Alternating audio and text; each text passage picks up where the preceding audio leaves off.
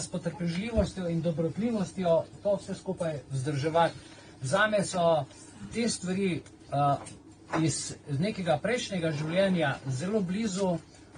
V razmaku 33 let, ki sem šel skozi življenje, skozi različne faze, moram priznati, da v tem tempu življenja te današnje teme, ki so bile, da so se kar odmaknile, zaradi tega, ker je družba postala tako nabita z čipom, z informacijami, s hitrostjo, z agilnostjo, s produktivnostjo, z masovnostjo. Z vsem tem človek preprosto ne najde več prostora v sebi za mehkobne besede, mehkobna sporočila, veselje, mir, ljubezen, potrpežljivost, dobrotljivost. Nasprotno, te besede zelo bolijo in celo rušijo obstoječi red, ki se postavlja.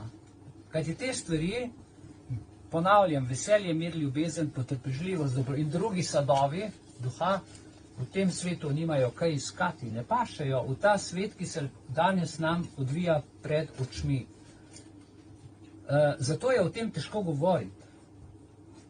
Verjamem, da marsikdo ugasne Facebook, marsikdo gre iz Zooma, ker mu je to boleče, zaradi tega, ker preprosto tega ne živi in ne prenese, da bi se nekaj drugega vgradilo v ta program trdnosti, ki se zdaj gradi, ta vera v cepiva, v novo odrešitev, v nove obljube, v nove prošnje slovenske vlade in tako naprej. Skratka, ljudje Božji, poslušajte svoje srce, naj vas ne bo strah. Kako se spopasti s tem strahom, pa podajam zaključno besedo našemu predsedniku društva Miranu in ga povabim, da ta večer zaključi, tako kot zna samo on. Miran, izvoli. Hvala, Mihajl. Iviljana je lepo zdaj govorila o ljubezni. Ne? Zdaj se pa vprašamo, zakaj imamo toliko problemov potem z strahom, če je ljubezen lahko tako lepa in enostavna. In preden bi to povedal, bi zdaj eno resnično zgodbo v 2 stavkih povedal, ki se je dogajala zadnje 2 meseca. Imel sem strica, ponavljam še enkrat, imel sem strica,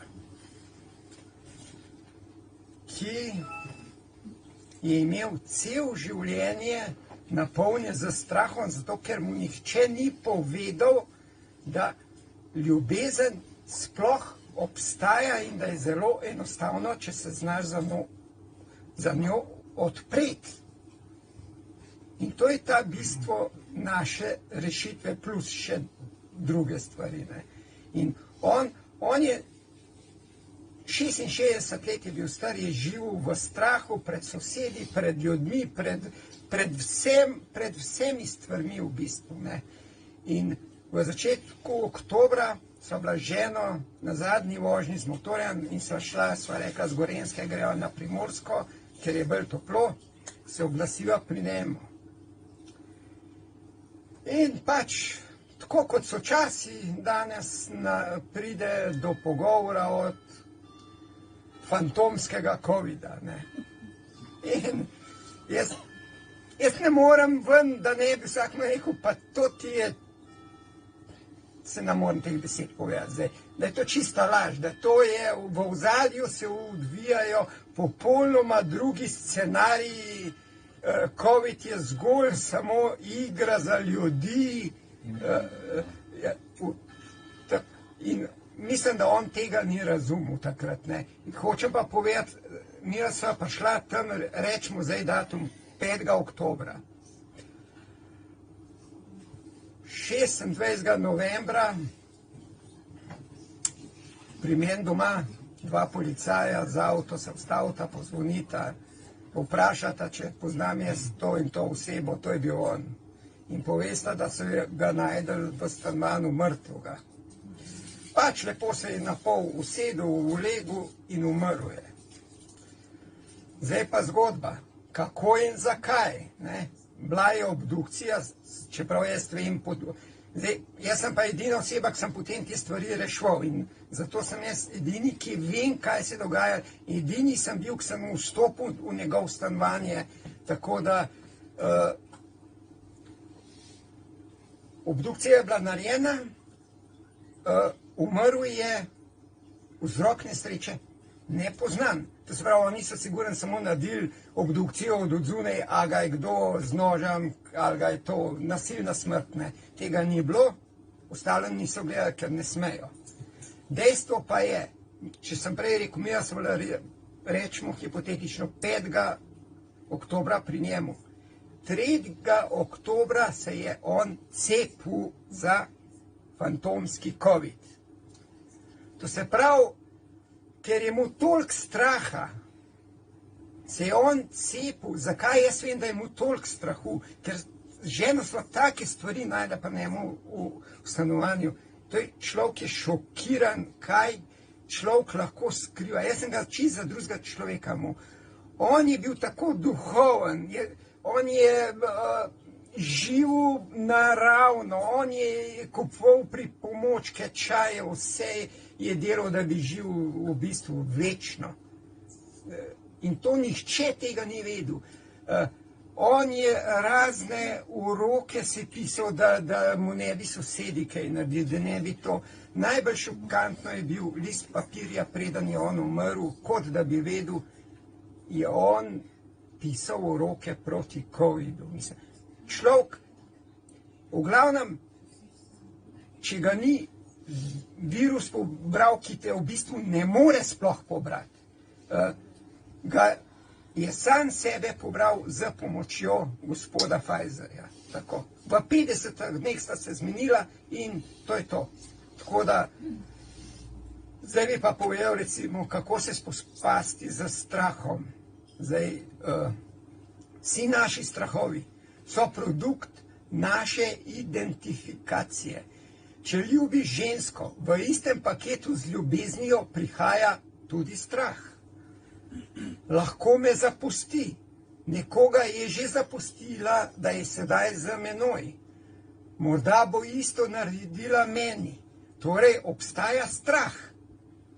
Moj želodec je nemiren. Predtem sem bil sam in nisem imel nemirnega želodca. Torej v paketu za ljubeznijo prihaja tudi strah pred izgubo ljubezni. Do včeraj sem bil sam, brez vozlov v želodcu in tudi jutri bom mogoče sam, brez želodčnih težav. Torej, zakaj danes ne znam živeti samo v ljubezni, brez strahu? Torej imam strah pred vsem, kar se dogaja, pred izgubo službe, pred pomanjkanjem financ, ljubezni, zdravja. Obstaja 1001 stvar, da se mi sproži strah. Obremenjen sem s strahovi in nobeden od njih sploh nima veljave. Torej vsi ti strahovi so nepotrebni.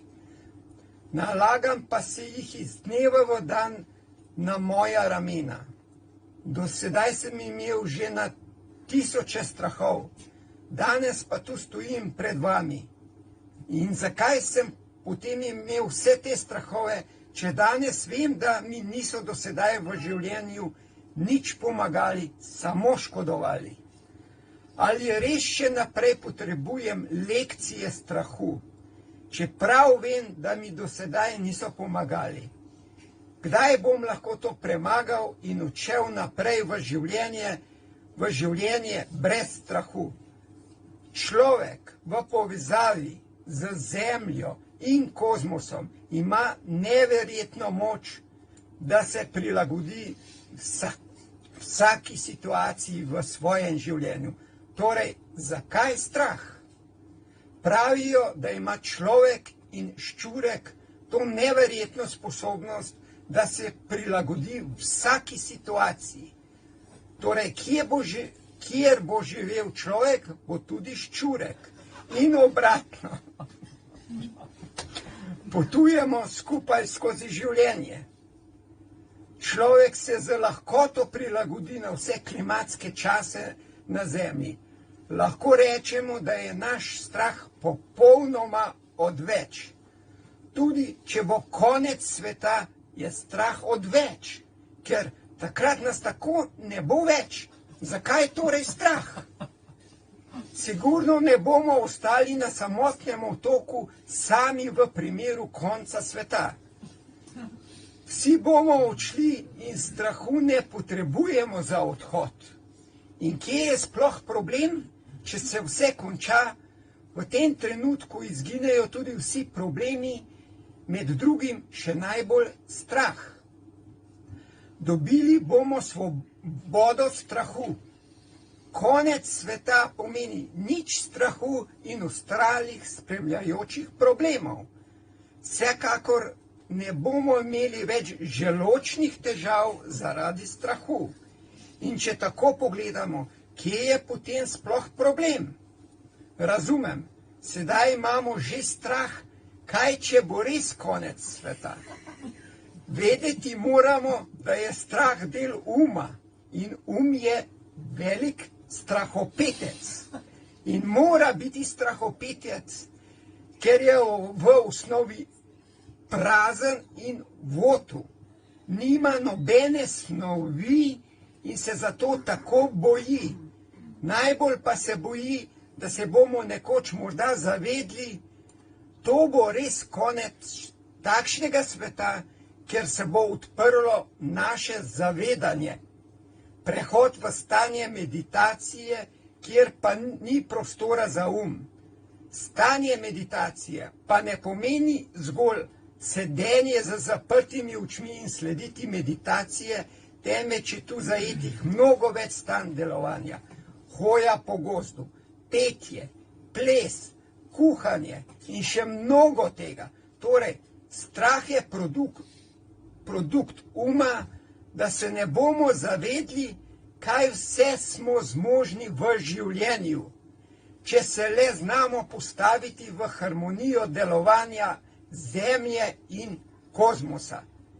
Če povzamemo vse skupaj, projicira strah, ki nas vodi v brezno in tako lahko predčasno zaključimo naše zdajšnje življenje na Zemlji. Še posebno v današnjem trenutku, ko nam strah projicirajo še mnogi prisotni okoli nas z mediji na čelu. V primeru, da spoznamo in premagamo ta strah, pa imamo odprto pot do srečnega življenja v vsaki situaciji. Naše zavedanje je tako lahko izstop iz zapora, v katerim se trenutno nahajamo zaradi situacije, ki nam jo trenutno plasirajo skozi naš Hvala. Dragi Miran. Upam, da se boste malo zamislili, kako je strah brez veze. Če se pa navte, se boste pa napačno naprej borili. Hvala. Hvala, Miran. Jaz bi morda samo tukaj ene dve misli izpostavil, ki so jih naši člani na Zoomu povedali ob tvojem govoru. Dve čudoviti misli, in sicer straha je strah svoje lastne smrti. Se pravi, ta vrt je treba iz glave vzeti, in če ga je strah smrti, mu je treba pač ta strah podariti. Zato je moje mnenje. Druga misel pa, da strahopeci umirajo večkrat pred svojo smrtjo. To se pravi, da hodijo živi mrtvici po cesti. Ne dovolimo si tega, ohranimo svoje življenje, dajmo strah na strah, ker ga ni, ker je okrog votu, ko smo že ugotavljali, okroga pa nič ni. V tem duhu se danes poslavljamo, vas pozdravljamo. Zoom vam bomo ustili odprt še za vaše debate, bi pa za konec samo še tako rekel, tako kot je Miran na začetku povedal, prihodnji teden potem takem se dobimo v nedeljo, tako da če bi se v soboto, ki je med sabo konektali, povejte, da se dobimo v nedeljo ob 4 popoldan, ne v soboto zaradi praznikov, ki so prazni, ki so itak prazni pove, da je praznik, ampak vseeno mi ga bomo pol v nedeljo napolnili. Prav? Ok, hvala vsem skupaj, lep večer še naprej, imejte se lepo in se vidimo potem v nedeljo.